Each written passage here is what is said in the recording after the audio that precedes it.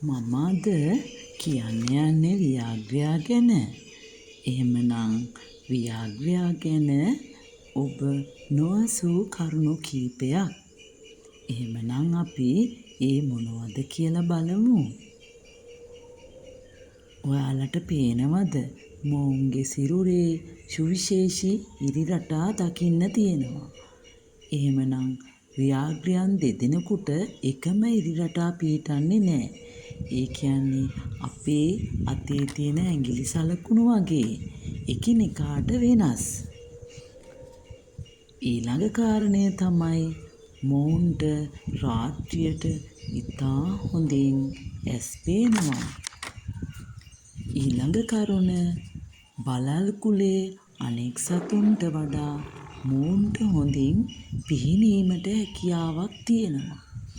ඒ වගේම දිගු දුරක් පීනන්නත් පුළුවන්.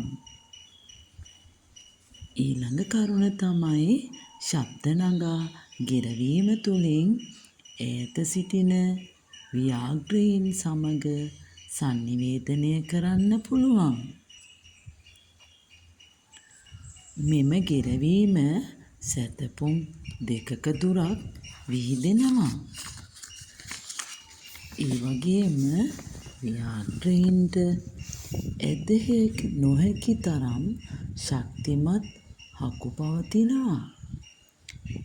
ඉදිරිපස රදනක දත් අඟල් 3ක් පමණ දිගයි. ඒ වගේම සුදු පාට ව්‍යාග්‍රයින් ජාන විකෘතියක ප්‍රතිඵලයක් විදියට බිහි වෙනවා.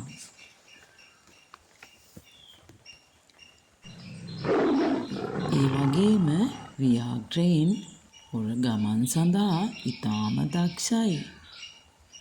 නිහඬව තම ගොදුර වෙත ළඟා වෙන්න පුළුවන්.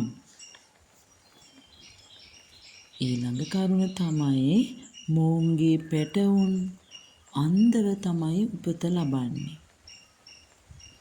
ඉතින් මේ කාලවලදී ඒ වගේම මේ මුල් මාසවලදී ඔවුන්ගේ රැකවරණය මම විසින් ලබා දෙනවා. එම කාලය මොවුන්ගේ අභියෝගාත්මක කාලයක්.